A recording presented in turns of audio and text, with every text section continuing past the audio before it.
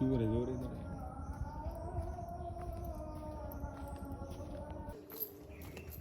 কিরা অনেক করা রে ভাই আমরা ভাই আমরা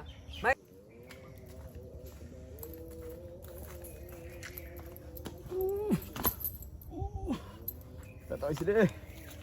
ভাই দেখছো মোবাইলে গেমটা পারবি নি তুই এই তোমরা কারা তোমাদের তো কখনো এই এলাকায় দেখি নাই কোনোদিনও দেখি নাই তোমরা এখানে কি করো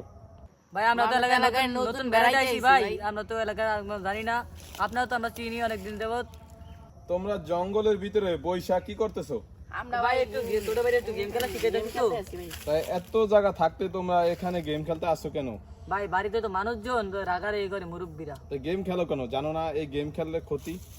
না ভাই সেটা তো মানুষের চোখের ক্ষতি রক্তের ক্ষতি শরীরের ক্ষতি সব দিকে ক্ষতি সারার দুনিয়ার এত খারাপ হয়ে গেছে এই মোবাইলটা বেরেই সব খারাপ হয়ে গেছে মোবাইলটাও বের হয়েছে আর দুনিয়ার পোলাপাইনও নষ্ট হয়ে গেছে এই যে এত জায়গা থাকতে তোমরা এত বাড়িঘর থাকতে তোমরা এই পাহাড়ি অঞ্চলে এই জঙ্গলের ভিতরে আসছো গেম খেলতে কারণটা কি বুঝতে পারলাম না কিসের কারণে তোমরা খেলতে আইছো না ভাই ছোট ভাই অনেকদিন ধরে শক্ত খেলাটা শিখাইতে আসছিলাম ছোট ভাই জঙ্গলের ভিতরে আর জায়গা বুঝতে পারলে না জানো যে তোমরা এই জায়গাটা একটা ভয়ঙ্কর জায়গা ভয়ানক জায়গা এটা একটা পাহাড়ি জায়গা এখানে দিনে দুপুরবেলা মানুষও আসে না ডর ভয়ে এখানে ভূত পেতনি জিন এগুলা অনেক আগে থেকে আমি তোমরা এই জায়গায় এখনো বসে রয়েছো কেন জানো যে এমনি দেশের পরিস্থিতি ভালো না এই বর্তমানে অনেক খারাপ জানো তো তোমরা যে বর্তমানে একটা সাপ বেড়েছে এটা নাম হচ্ছে রাসেল ভাইপার আল্লাহ ভাই এটা কোন জায়গা দিয়ে রাসেল ভাইপার এই সাপটার নাম হচ্ছে রাসেল ভাইপার এটা ইন্ডিয়া থেকে আসছে এটা একটা ভয়ঙ্কর সাপ জি ভাই এটা মানুষের সবল দিলে মানুষের বিষ নামে না জি জি ভাই বুঝছি ভাই তোমরা জানো যে রাসেল ভাইপার যে একটা ভয়ানক সাপ জি না ভাই কখনো আজকে শুনি কখনো নাই। দেখছো জি না তাহলে তোমরা এই জায়গায় আসছো কেন আজকে আপনার কাছে শুনছি আর কোনো সময় আসবো না ভাই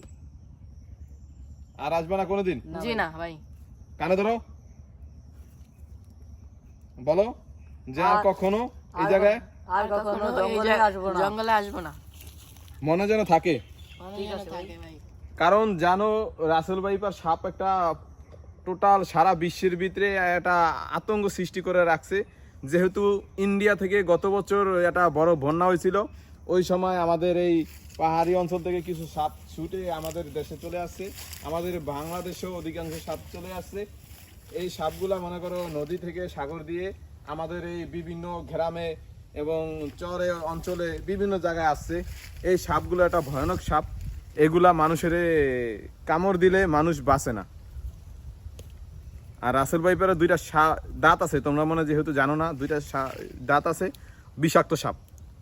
ওরা এরকম ভাবে যে আছর দিবে ওরা মানুষ দেখলেই কামড় মারে আর এই সাপ মনে করো আমাকে বাংলাদেশি কোনো সাপ না ঠিক আছে এই সাপ হচ্ছে তোমার ইন্ডিয়ার সাপ জি ভাই ইন্ডিয়ার কিং কোবরা সরছে আর এই রাসেল ভাইপার এই দুইটা সাপ ছুটে গেছে বাংলাদেশে অনেক জায়গায় বিশ্বের অনেক জায়গায় ছুটে গেছে সাপগুলা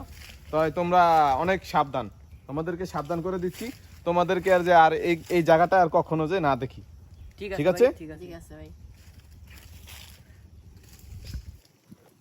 ভাই আমরা কোন জায়গায় ভাই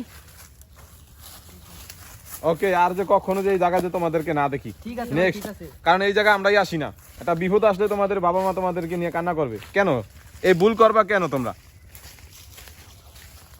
মাথায় এত বুঝাই